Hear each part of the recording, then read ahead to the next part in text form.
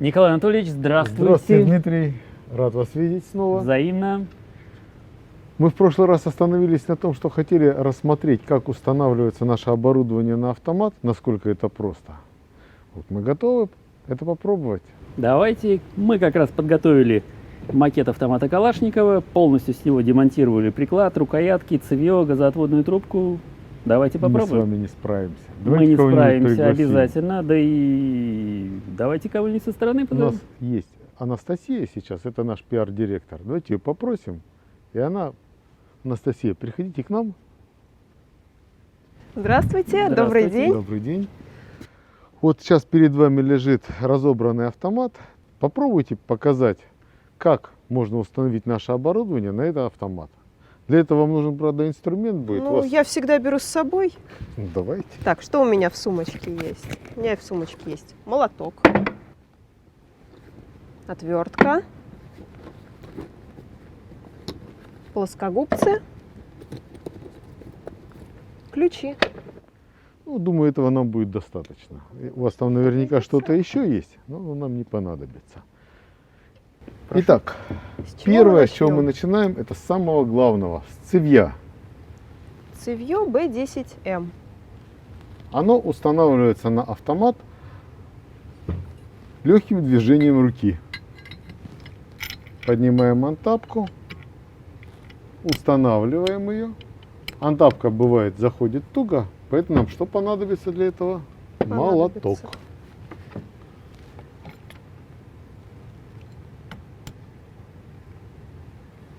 Поможете мне? Ну, Анастасия аккуратист, чтобы не царапать ничего, она через плоскогубцы. У нас села антапка на место, мы видим, и посадка цевья практически села. Еще несколько ударов. Ну, все, цевье на месте.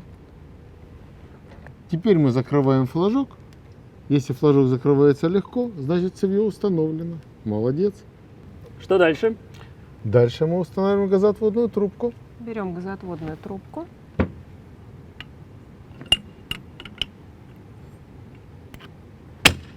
Она на месте. Следующий элемент. Кронштейн над газоотводной трубкой B19.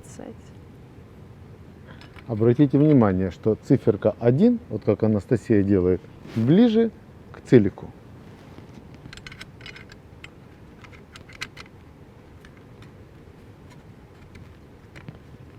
Кронштейн на месте. Проверяем, чтобы отверстия попадали четко друг напротив друга. После этого вкручиваются винты, которые идут в комплекте.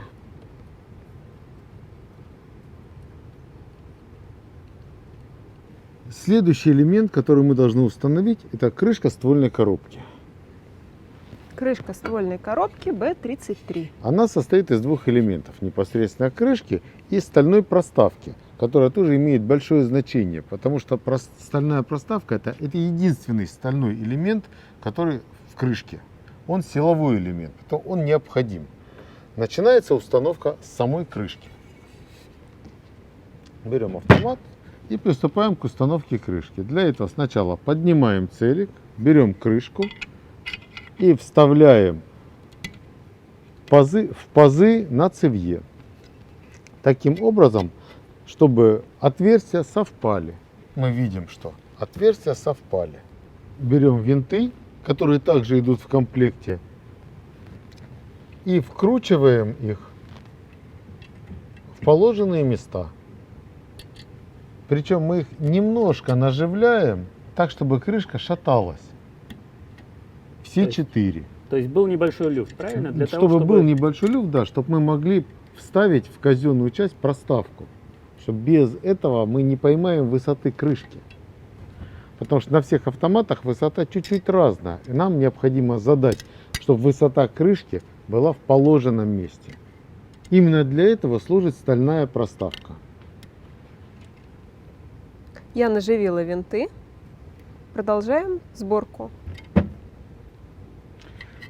Настя взяла проставку, вставляет ее в казенную часть. Ее можно ставить только определенным образом. По-другому не получится. И соединяем ее винтом. отверстие на проставке должно совпасть с отверстием на крышке. Причем короткий винт, который Анастасия взяла, закручивается до конца.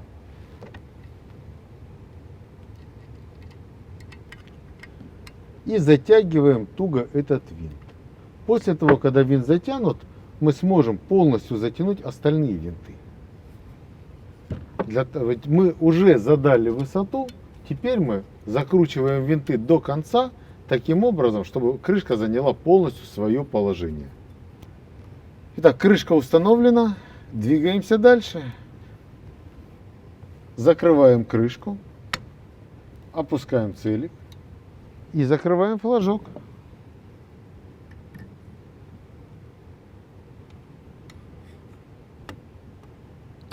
Флажок на месте. Что дальше? Крышка установлена, теперь необходимо установить приклад. Открываем Я думаю, крышку. что после крышки не будет никакой сложности. Ну, самый сложный элемент на самом деле цевье. Первый элемент Анастасия взяла проставку, установила правильно, чтобы отверстие совпало с отверстием. Устанавливается теперь приклад, также чтобы отверстия совпали, как элементарно это делается.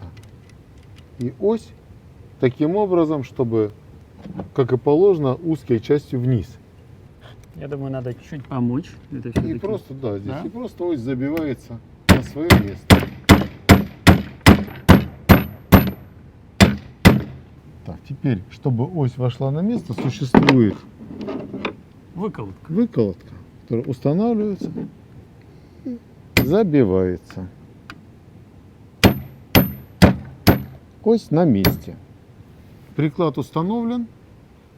Теперь нам необходимо проверить, раскладывается он или нет, и как он фиксируется в сложном и разложенном состоянии. Сначала закрываем крышку, да. Мне памятается, Да, молоточек, молодец. чтобы ударить по кнопке. Это необходимо для того, чтобы первоначально сдвинуть ее с места. Но это первый раз. и Это единственный первый раз. раз и все, да. И разложили приклад. Все, приклад на месте. Теперь мы его складываем, проверяем фиксацию в сложенном состоянии. Для этого нажимает, ну, что наш приклад, что штатный складывается одинаково. Фиксация. Приклад сложен, фиксация есть. Всё Приклад отлично. установлен. Мы Опять не обратили внимания на антапки. Да, молодец, Анастасия. На прикладе, как мы раньше говорили, две антапки. И перед тем, как устанавливать его, человек должен определиться, что он себе оставит. Такую или такую. И ненужное удалить. Ну, сейчас мы установили с двумя антапками. Я думаю, ничего страшного. Монтаж рукоятки. Теперь, да, надо установить рукоятку. Ну, Открываем рукоятка крышку. наша ставится точно так же, как и штатная рукоятка. Никаких отличий нет. Установили. Берем рукоятку. Ставим, придерживаем. Берем винт. Вставляем. Берем ключ, который идет в комплекте с рукояткой. И закручиваем винт таким образом, чтобы рукоятка осталась на месте. Закрутили. И вот Анастасия молодец, берет плоскогубцы. Силы может не хватить, просто затянуть винт дальше. Рукоятка установлена. И закрываем. Заглушкой закручиваем Заглушку. отверстие.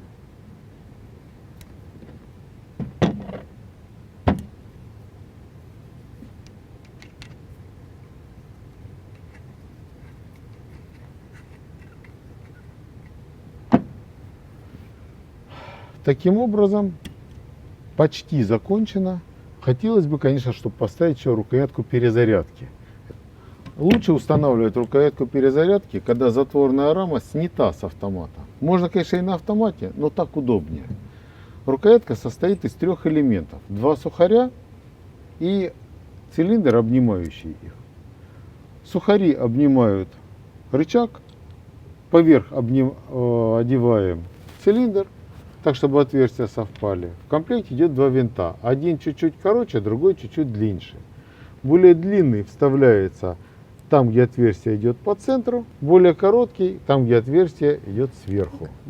Наживляем длинный винт, наживляем короткий винт. Короткий сверху, длинный по центру. Когда уже наживили, просто ключом затягиваем винты.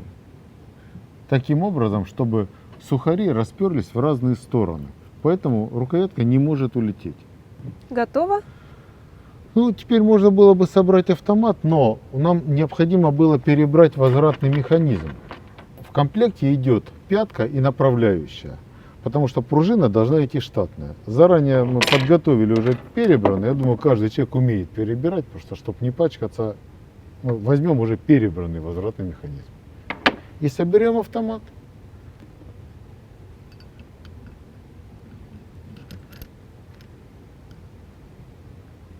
Так.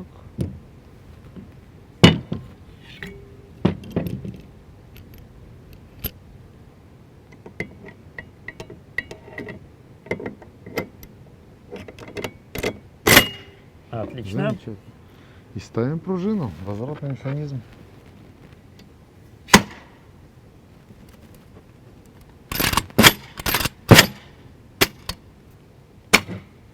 Готово. Остался дульный тормоз-компенсатор. Сложим приклад, чтобы мне было удобнее. Так. Беру дульный тормоз. Дмитрий поможет Конечно. зафиксировать, чтобы удобно было закручивать.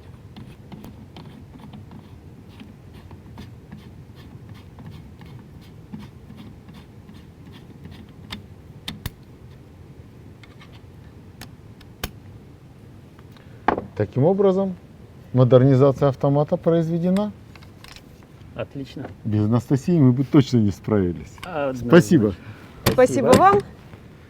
Не будем вас отвлекать и продолжим беседу дальше. До свидания. Да. Спасибо. Монтаж действительно очень легкий, не требуется посещения никаких специализированных мастерских. Даже специальных курсов не надо. Мы видим, что Анастасию, конечно, нельзя назвать неподготовленным человеком, так она работает у нас на предприятии. Но любой человек может установить тюнинг на автомат без проблем. Но для чего мы делали все это? Для того, чтобы поставить фонарь. Правильно? И пострелять, конечно. И пострелять, конечно. Чтобы поставить фонарь, рукоятку или какие-то дополнительные элементы, еще коллиматоры, ну, любой человек это может сделать. Теперь есть все планки для этого. Я предлагаю доставить еще кронштейн для постановки фонаря. Но этот кронштейн всего лишь увеличивает рабочую базу. Да, вот здесь нужен для того, чтобы вынести фонарь вперед и приблизить его к стволу. Он просто для удобства постановки фонаря. Устанавливаем рукоятку в том месте, где удобно человеку, здесь, в зависимости от длины руки. Но опять же, любой стрелок выбирает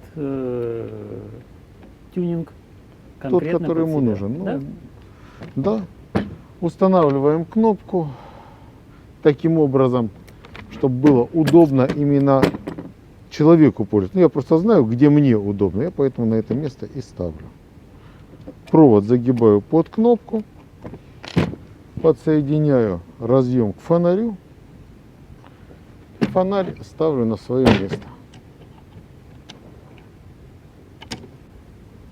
Затягиваем винт. И остается привести фонарь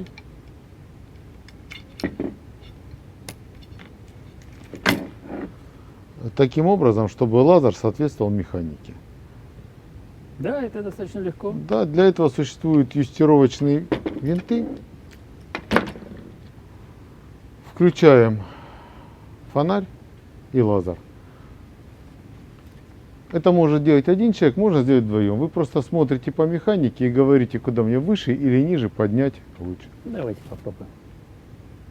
Левее, Николай Анатольевич. Левее это означает, что винт, регулирующий по горизонтали, я должен закрутить. Отлично. По горизонту отлично. По высоте. По высоте отлично. По высоте, если бы нам надо было регулировать по высоте, то второй винт внизу. Вставляем вверх или вниз, закручиваем или откручиваем. Лазер приведен. А дальше мы ставим коллиматорный прицел, включаем лазер и совмещаем точку коллиматора с пристреленным лазером. Установка коллиматора завершена. Более того, с помощью данного лазера, фонаря, Мы можем периодически проверять, сбился ли у нас коллиматорный прицел или нет. А в прошлый раз мы смотрели, что при попадании дроби в юстировку лазер не уходит. Да? Так что осталось теперь пострелять. Осталось пострелять. Ну что же, в следующий раз Хорошо, приглашайте. приглашаем. Спасибо вам.